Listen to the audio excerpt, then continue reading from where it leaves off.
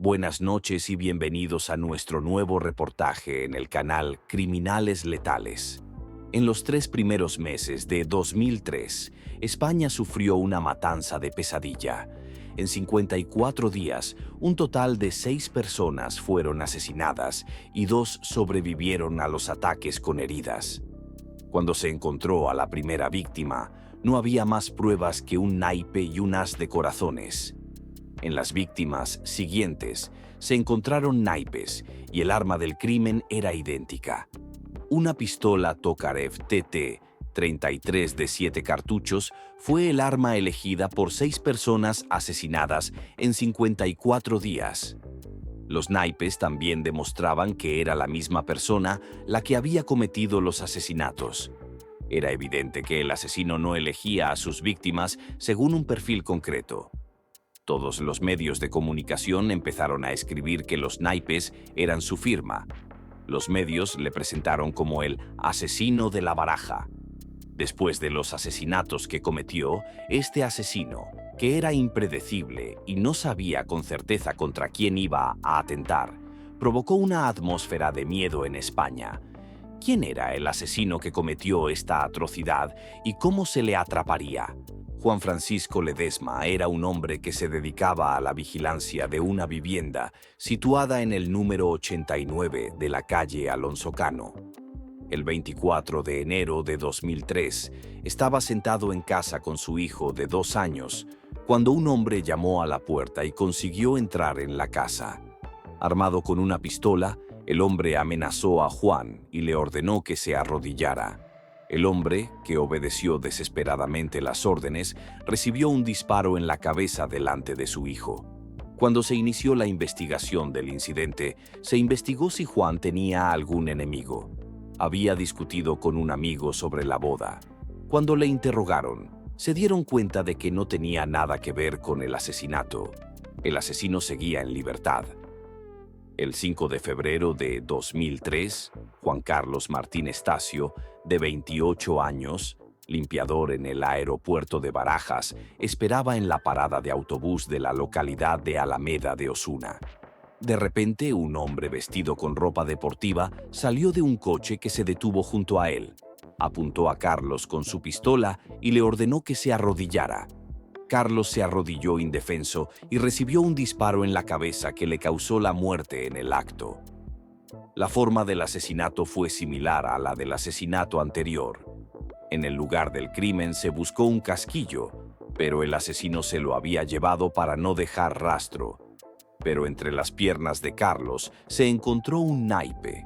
Esto entusiasmó a los detectives porque podría haber sido la marca de la firma del asesino. Los 2 hombres asesinados no tenían un perfil similar y no estaban emparentados entre sí. Era evidente que el asesino elegía a sus víctimas al azar.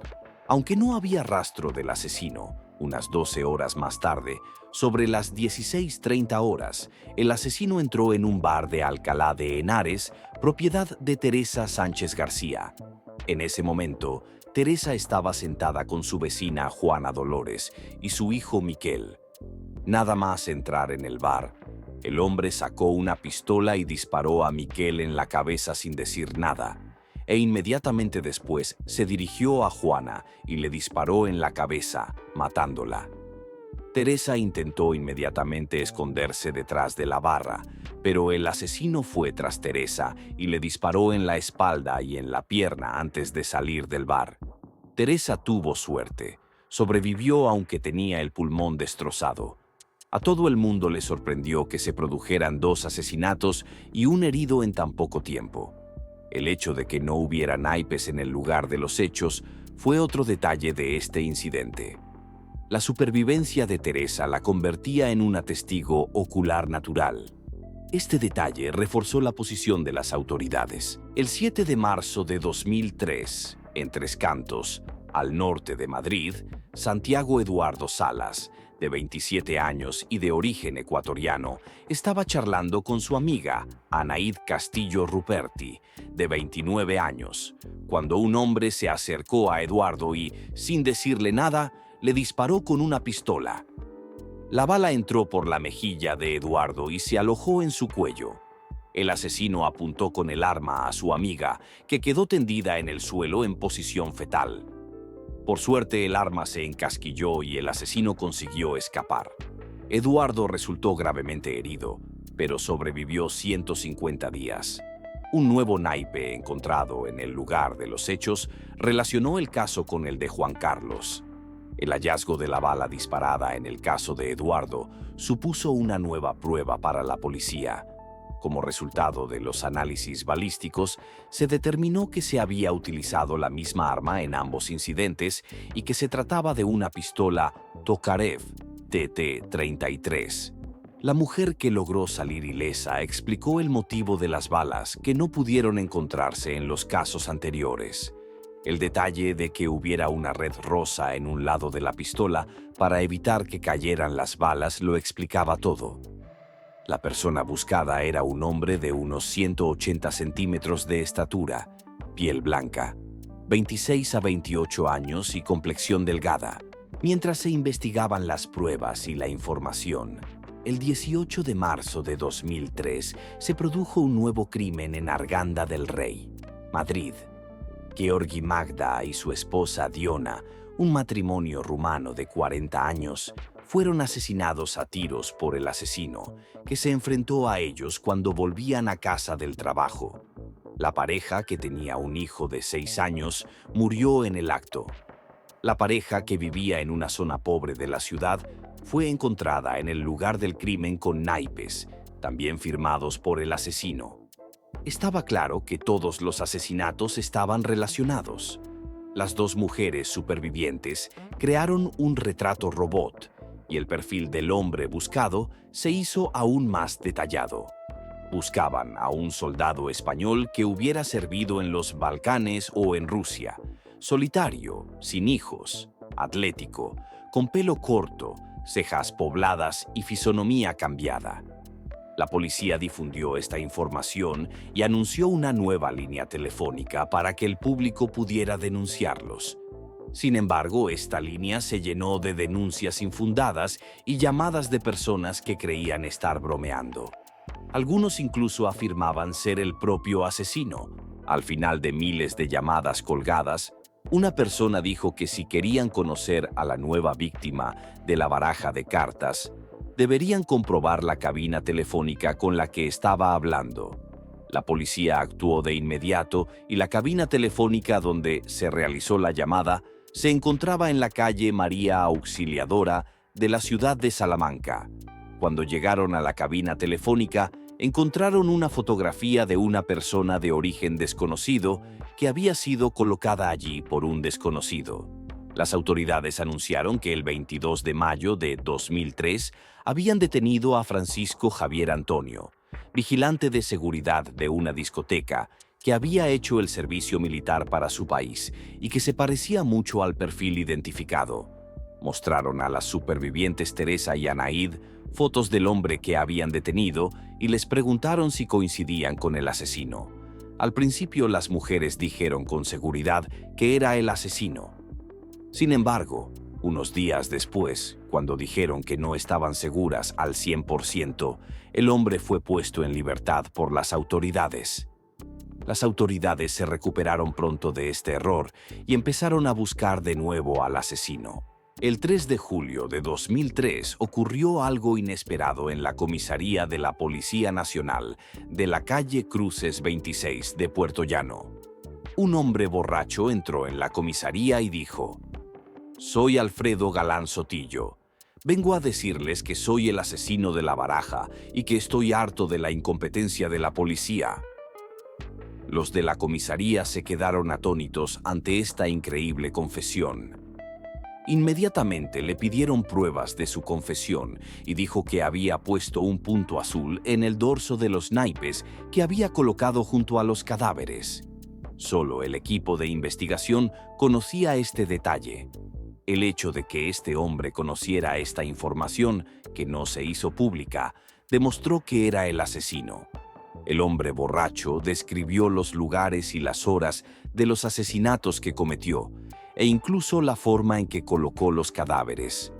Uno de los policías se puso en contacto con el hermano del hombre en su casa y le contó lo sucedido. Había que cuestionar la veracidad de la confesión de un hombre borracho. La policía empezó a investigar la identidad de Alfredo Galán Sotillo. Alfredo Galán Sotillo nació el 5 de abril de 1978 en Puerto Llano, municipio de la provincia de Castilla Ciudad Real. Niño juguetón desde muy pequeño, Sotillo se volvió retraído y más agresivo tras la muerte de su madre al nacer su hermana, cuando él tenía 8 años. Este comportamiento agresivo y retraído le impidió completar sus estudios superiores. En septiembre de 1998, a la edad de 20 años, hizo los exámenes para ingresar en el ejército militar. Participó 2 veces en misiones humanitarias en Bosnia-Herzegovina. Durante estas misiones, consiguió introducir ilegalmente en España una pistola Tokarev TT-33 de fabricación rusa y 200 balas, ocultándolas en un reproductor de vídeo. Tras las misiones en Bosnia-Herzegovina, se aisló completamente del contacto humano y pasaba los días en su habitación viendo películas violentas. En una misión del ejército fue enviado a un vertido de petróleo en Galicia. Durante esta misión, tuvo una violenta discusión con su oficial superior. Sus mandos le derivaron al Departamento de Psiquiatría Militar. Allí rechazó el tratamiento. Tras ser diagnosticado de trastorno de ansiedad y neurosis, fue dado de baja definitiva del servicio militar el 20 de enero de 2003. Trabajó como vigilante de seguridad en el aeropuerto de Barajas. A pesar de que se le advirtió que no bebiera alcohol mientras tomaba su medicación psicológica, aumentó su consumo de alcohol. Esto hizo que se agotara mentalmente y cometiera una serie de asesinatos para aliviar su ansiedad. Alfredo dijo que se preguntaba qué sentiría al matar, pero que no sentía nada cuando lo hacía y no se arrepentía de nada. Dijo que lo que realmente le excitaba eran las noticias sobre él y saber que le seguían. Afirmó que no tenía previsto entregarse y que este acto de entrega fue imprevisto y repentino, como sus asesinatos. El proceso de detención preventiva, que duró casi 2 años, terminó el 7 de febrero de 2005, cuando pasó a disposición judicial en el Juzgado de Instrucción de Madrid. Durante el juicio se declaró inocente y en sus primeras declaraciones afirmó ser mentalmente inestable. Dijo que había dado confesiones falsas bajo la presión de un grupo neonazi que le había amenazado. Los equipos de forenses y psiquiatras que intervinieron en el juicio coincidieron en que Alfredo Galán cometió sus crímenes conscientemente y por placer, sin ningún remordimiento. Declaró que no tenía pensado dejar de jugar a las cartas, pero que le gustó la idea tras verla en los medios de comunicación y decidió poner esta firma al final de sus actos. Como resultado, Alfredo Galán Sotillo fue condenado a un total de 140 años y 3 meses de prisión por el asesinato de 6 personas y 3 intentos de asesinato.